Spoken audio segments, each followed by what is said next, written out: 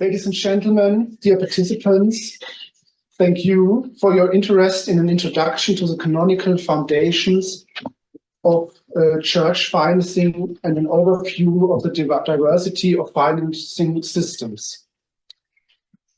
Important answers to these topics can be found in the Code of Canon Law, in the introductory canons to Book 5 on the temporal goods of the Church, as well as in the subsequent first title on acquisition of goods. It is clear from the norms found there that the Church considers it as an inherent right to acquire and administer its own property. In a first, relatively short main part of my lecture, I will therefore shed light on some basic questions on ecclesiastical property law. Canon law deals with various ways of acquiring ecclesiastical property, first and foremost voluntary gifts, then compulsory levies, and other forms of acquisitions, in particular acquisitive prescription. In the relatively long second main part of my lecture, I will present the main features of the relevant regulations. In a third and final part, I will then present various systems of church financing using examples from different countries and shed some light on the respective basic ideas and the associated advantages and disadvantages and name criteria for an evaluation of various systems of church financing. Come vorrei una chiesa povera e per i poveri. How I would like a church which is poor and for the poor. With these words, Pope Francis addressed a fundamental challenge for the church handling of money, wealth, and earthly goods just a few days after his election as Pope. On the one hand, earthly means cannot and must not be a primary goal of the church, whose mission is rather to lead people to salvation. On the other hand, the church in this world is also dependent on having earthly means at its disposal in order to finance its mission and, not only but also, to help the poor in lived charity. Since the church is a complex reality that coalesces from divine and human element, it is dependent on earthly means to achieve its goals. To this end, canon law proclaims in Canon 1255, paragraph 1, that it is an inherent right, jus nativum, of the Church to acquire, retain, administer, and alienate temporal goods.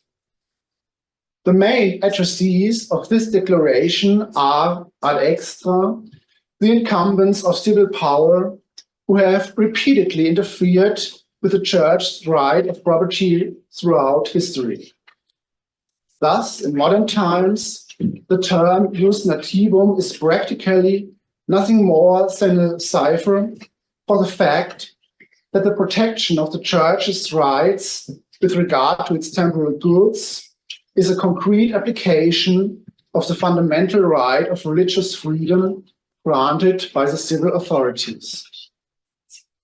However, the declaration is also addressed ad intra to those Christian faithful who question the legitimacy of church property in the sense of a militant ideal of property. It is therefore legitimate for the Church to have its own assets. However, there is a strict purpose limitation. In paragraph 2 of our canon, 4 main purposes are mentioned, namely, to order divine worship, to care for the decent support of the clergy and other employees, and to exercise works of the apostolate and charity. Canon law refers here in particular to a passage in number 17 of the Decree Presbyterorum Ordinis of the Second Vatican Council, where the earmarking of church assets is also emphasized and the same four purposes are named. Although the list of these four purposes is not exhaustive, the description of these purposes is so general that it would be difficult to name other purposes that are genuine purposes of the Church, but cannot be assigned to one of these four. The Second Vatican Council provides some further impulses with regard to the Church property rights. The Church must not make itself dependent on a particular political system when dealing with its own assets, and must not compromise its spiritual mission. The Church and its representatives should strive for poverty according to the example of Christ. The Church must strive for solidarity between all its parts, and the traditional system of benefices for financing ecclesiastical offices is to be abolished. An important fundamental decision of canon law concerns the question of who is the owner of church property. Contrary to other theories, which only want to assume a single holder of the church's assets, such as the Apostolic See or the Universal Church, canon law advocates the so-called institutional theory, according to which there is a multitude of owners of the church's assets.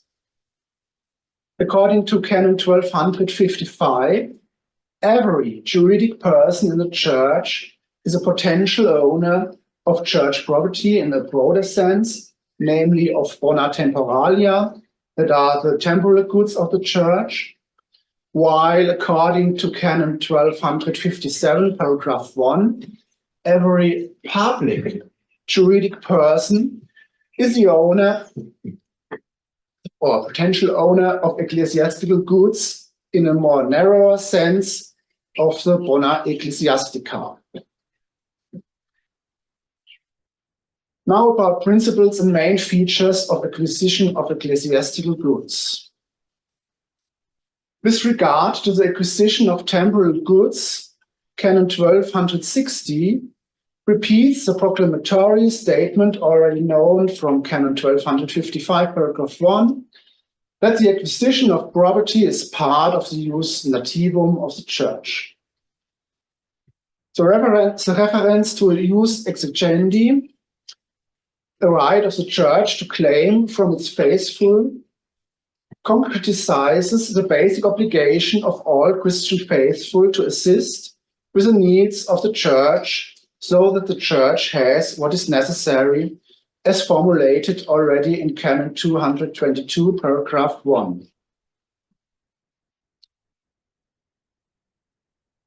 To this end, Canon 1259 makes it clear that the Church can acquire temporal goods just like any other participant in economic life, whether by virtue of the teachings of natural law and the norms on the acquisition of property arising from there, or in accordance with the norms provided by the legal system enacted by men.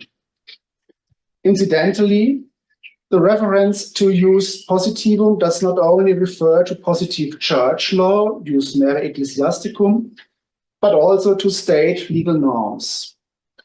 This emphasized connectivity of ecclesiastical property law to the state legal order is, incidentally, another characteristic and is expressed of the Church's law of property, and is expressed in canon law in several places, but in particular evident in Canon 1290. As far as the further development of the jus exigendi is concerned, a systematic distinction can be made between donations and levies. Donations have a spontaneous, voluntary character. Levies, on the other hand, are demanded by the ecclesiastical authority and are therefore coercive in nature. The so-called appeal support, in Latin subventiones rogate, mentioned in Canon 1262, maintain an intermediate position between a donation and a levy. At the same time, this is evidently the type of acquisition favored by the legislator, and it is no coincidence that this canon is before all other forms of acquisitions of temporal goods. The subventiones rogate take a very concrete form while begging for alms or collecting money for specific projects, for which more precise regulations can be found in the canons 1265 and 1266. It follows from Canon 1265 that, in principle, only public juridic persons may beg for alms without further ado. The faithful and private legal entities, on the other hand, require a permission. There is an exception with regard to mendicant orders, whose members are privileged according to the legal tradition of their respective order, and therefore do not require special permission. Permission to beg for alms must be granted both by the ordinary, normally the diocesan bishop or the vicar general, to whom the collecting person is subject, and by the ordinary of the place where the collection is to be carried out. That means, for example, if foreign priests wish to carry out fundraising campaign for the home diocese or parish in Germany, they require both the permission of the incardination ordinary and the local ordinary. However, Canon 1265 is interpreted in such a way that a collection only requires permission if a large number of people are specifically asked to donate without pre-selection. An appeal for donations in a newspaper, for example, which does not specifically address anyone, or the collection of donations from a small, selected group of people, perhaps on the occasion of a charity event with invited guests, would therefore not be subject to authorization from the ordinaries. Pursuant to Canon 1266, the local ordinary may order that special collections are taken up in churches and chapels for parish, diocesan, national, or universal church projects. If the church or chapel belongs to a religious community but is actually open to the faithful, then the collection must be carried out there too.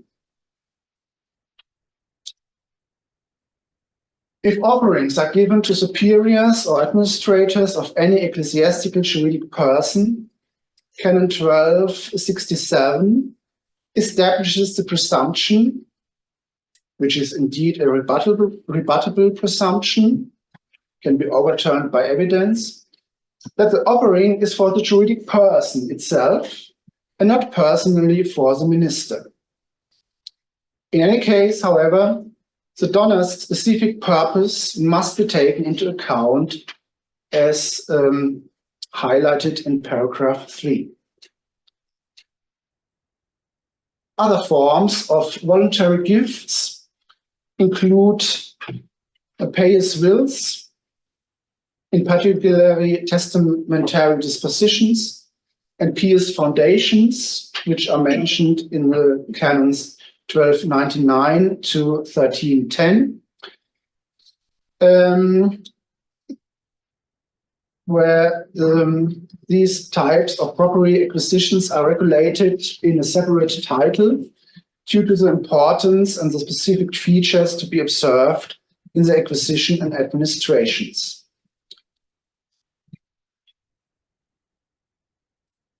I don't want to go into detail there, but just add a kind of definition of a pious foundation or a general foundation. It is characterized by the fact that its assets form a juridic person whose income must be used for the purpose determined by the founder. This brings up to the levies imposed by ecclesiastical authority. These levies can be further divided into taxes, fees, and offerings on the occasion of the administration of sacraments and sacramentals, as well as offerings given for the celebration of masses. In German, we have two special terms for this kind of offerings, namely Stolgebühren and Messstipendien, which, as far as I can see, can be translated as surplice fees and mass stipends. But the English version of the code, however, does not use these terms, but the term offerings. Anyway, taxes are understood to be levies that are not offset by a specific service in return. Fees are compulsory charges levied in return for the use of specific service. They have the character of remuneration. The ability of the Church to levy taxes is discussed in Canons 1263 and 264. Three different types of taxes are discussed in Canon 1263. The first type of tax is a so-called tributum in Latin, or in English simply tax. If this tax is introduced, then all and only public juridic persons, as we heard in the last talk, for example, parishes, that are subject to the bishop are taxable. In other words, neither the Christian faithful as natural persons, nor private associations of Christian faithful, nor the religious orders of pontifical right and the institutions are subject to this tax. The tax may be levied to cover the necessary needs of the diocese. The tax must therefore be moderate, moderatum, in terms of the absolute amount, and thus must not exceed the needs of the diocese. And it must be proportional, proportionatum, meaning that it must be graded according to the income and the economic capacity of the person liable to pay the tax. This provision limits the possibility of taxation both in terms of the purposes for which the funds are used and the amount of the tax demanded.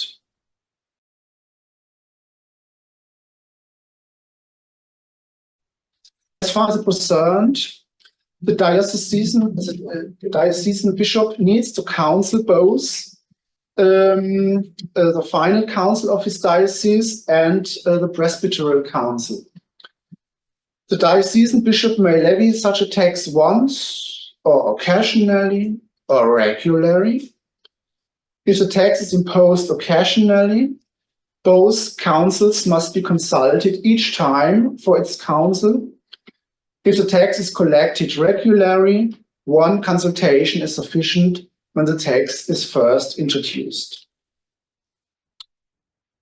The second type of tax is named exaction, Latin exactio, and it is an extraordinary tax. It may only be imposed in the event of a severe emergency, gravis necessitas, but may then also be demanded from natural persons and private legal entities under canon law. All and only those persons subject to the diocesan bishop are liable to pay the tax. The exaction must be moderate and based on income. Here too, the final council, as a finance council and the presbyteral council, must be consulted before an exaction is imposed. The third type of tax is that imposed on the basis of particular law or custom. This last clause of Canon 1263 was only inserted in the final edition of the Code of Canon Law at the request of the German bishops, and is therefore often referred to as a German clause, in Latin clausula teutonica. Indeed, this clause provides the connection between the particular and quite peculiar German system of church taxes and the universal law of the church. The fourth type of tax is regulated in the canons concerning the formation of clerics, namely the so-called seminary tax or seminaristicum. This is an optional tax and indeed is in Latin tributum. If the bishop imposes this tax, there is an exclusive earmarking for the financing of the seminary. All juridic persons under canon law, whether public or private, which have their registered office in the diocese, are then liable to pay the tax. Excluded are those institutions that are already actually dedicated to the purpose of priestly formation, or in general, formation of clerics. The tax must meet three criteria, namely, it must be general, generale, moderate, proportionatum, in relation to the income of the taxed legal entities, and determined, determinatum, that means strictly earmarked and capped by the needs of the seminary. It is noteworthy that the diocesan bishop does not have to observe any right of counseling when introducing this seminary tax. Coming to fees. Fees can be charged in accordance with Canon 1264, number 1, for acts of executive power granting a favor, or for the execution of rescripts of the Apostolic See. In addition, also judicial expenses and fees can be charged in accordance with Canon 1649, but that's another topic. According to number 2 of this canon, offerings can be demanded on the occasion of the administration of sacraments and sacramentals. The term "on the occasion" makes it clear that there is no exchange relationship between the spiritual service and the offering. There's no dot des to make this clear. Spiritual gifts are not for sale, as Canon 957 specifically states with regard to the offerings given for the celebration of masses. So any appearance of tracking or trading has to be excluded entirely. At the same time, there applies as an iron rule that the needy are not deprived of the assistance of the sacraments because of poverty. You can read this in Canon 848. The legislator therefore uses in Latin the term oblatio to emphasize that this type of fee, also required by the relevant regulations, at the end of the day is voluntary. Despite the problem that there is a fine red line between a permissible request for a gift and signing, the corresponding regulations were retained during the reform of canon law after Second Vatican Council.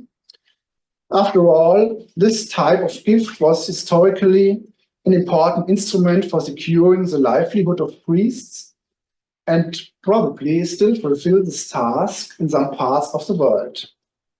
So perhaps if after my talk no question is left, we can have a brief exchange whether there are indeed negotiations and agreements in parts of the world what a celebrant should receive for baptisms, weddings, funerals, and so on. Okay, we had that, I think. In connection with canon law of the sacrament of the Eucharist, offerings given for the celebration of masses are regulated in the codes of the slide. Two principles must be observed with regard of these offerings. First, separate masses are normally to be applied for the intentions of those for whom a single offering has been given and accepted, but according to a decree of the Congregation for the Clergy from 1991, under certain conditions, several offerings can be combined in a single mass with a collective intention. And the second principle, except of Christmas, each priest may only keep one offering per day, even if he celebrates several masses on the same day or satisfies collective intentions in one mass. The remaining offerings must be transferred to a purpose prescribed by the bishop or the religious superior. The particular legal regulation of fees and offerings on occasion of celebrating sacraments and masses is to be regulated uniformly at the level of the ecclesiastical provinces. The Convention of Bishops or the ecclesiastical province is responsible, or in the case of mass stipends, a provincial council as well. Another method of acquiring property is the acquisitive prescription, which is regulated in canons 1268, 1269, and 197 to 199. Characteristic is a reference to the regulation in the respective national civil law, which are modified, if necessary, in particular to the effect that prescription under canon law is only possible in the case of possession in good faith during the entire prescription period. Now on the diversity of financing systems and criteria for evaluation. The Church has developed in different countries of the world under different historical, political, and economic conditions. In doing so, the Church regularly makes use of ways of acquiring assets in a sense of mixed financing.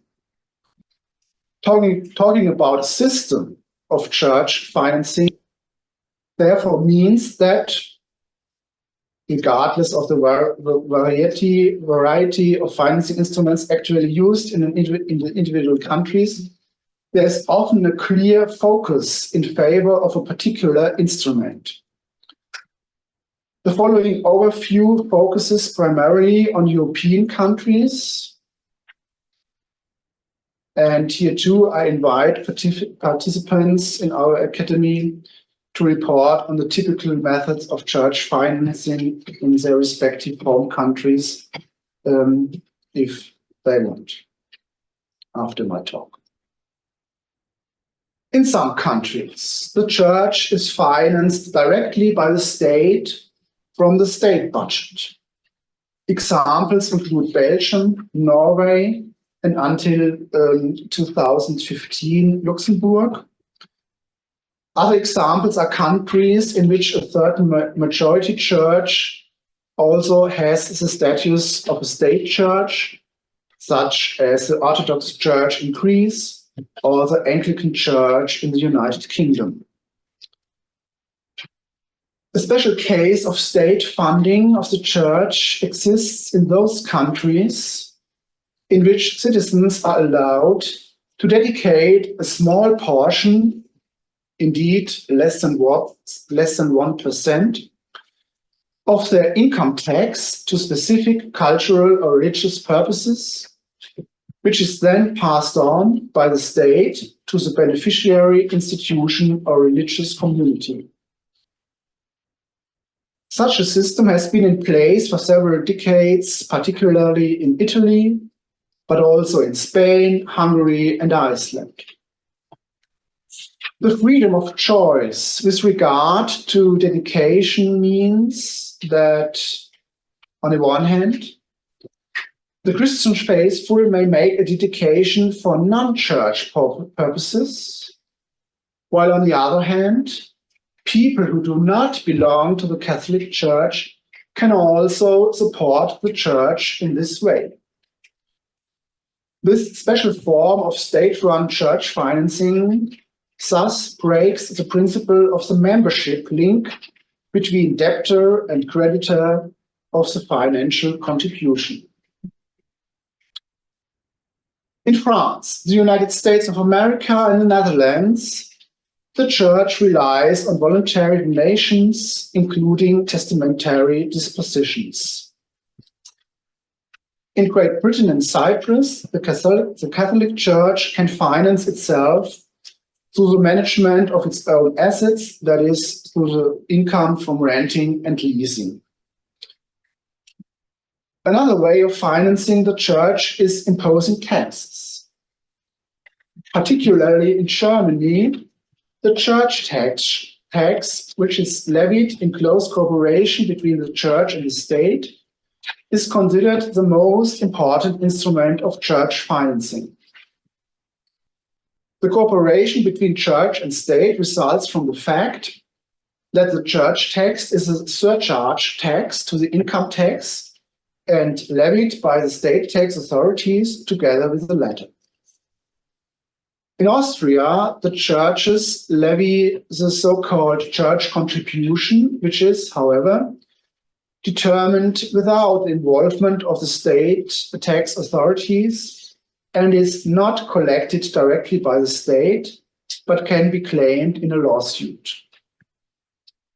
Church financing in many Swiss cantons is similar to that in Germany, with the major difference that the creditors of the church tax are not the individual dioceses, but the church communities established under state law parallel to the parishes. In Denmark and Finland, too, the Protestant majority church has the option of taxing its members, while minorities, such as the Catholic Church, there also rely primarily on donations. A few years ago, the German lawyer and constitutional law expert Arndt Uhle published an essay setting out 5 criteria that can be used to evaluate different systems of church financing. I consider these considerations to be a good first approach for a rational examination of the different financing systems. Accordingly, church financing must firstly be unobjectionable under constitutional law. Secondly, the question must be asked as whether the independence of the church is preserved in the respective financing system. The third criterion concerns the question of whether the respective system guarantees the long-term, predictable, and sufficient provision of financial resources. Fourthly, broad social acceptance of the respective financing method is important. Finally, and fifthly, it is important that all persons involved in financing the church are equally burdened.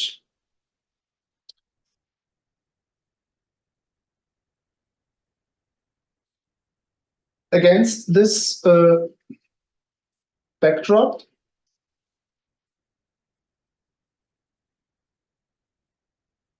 it can be stated that church financing by the state contradicts the postulate of the independence of the church. Financing via voluntary donations is less suitable for enabling long-term predictability of income.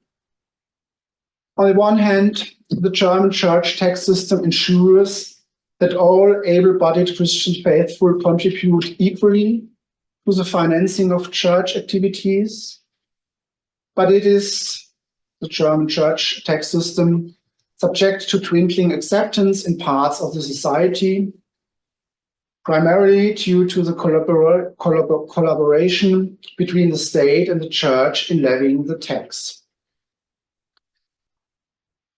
even if many of us probably tend to consider the system with which she or he is personally most familiar to be the best.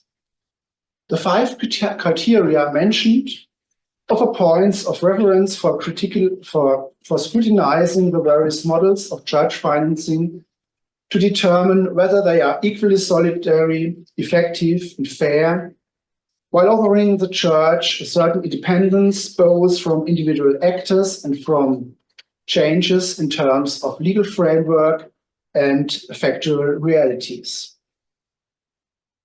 At the same time, this analytical approach can help us to recognize that an ideal system of church financing is not feasible, but that we must always be prepared to find the best possible compromise. Let us summarize the essentials of our overview of the canonical foundations of church financing and the diversity of financing systems as follows. The church claims for itself as jus nativum to acquire assets for the ecclesiastical purposes of worship, the maintenance of church employees, the apostolate, and charity. This is a proclamatory statement addressed equally to the state and to advocates of radical poverty within the church. The church has the right to demand financial support from the faithful, the so-called jus exegendi. The canonical legislator favors the so-called subventiones rogatae, Canon 1262, as a way of acquiring church property. In addition, Canons 1265 and 1266 contain further provisions for the collection of donations. A special kind of donations are those made in last will and pious foundations. Canon law allows the diocesan bishop to tax the public juridic persons of his diocese with the tributum tax.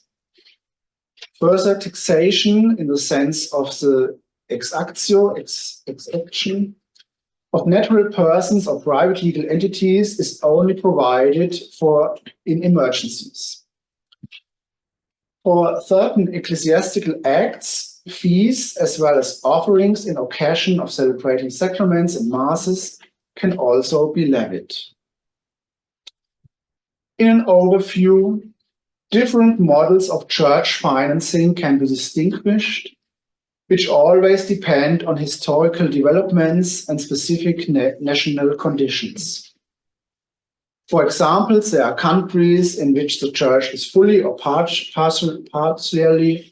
financed by the state with varying degrees of detail.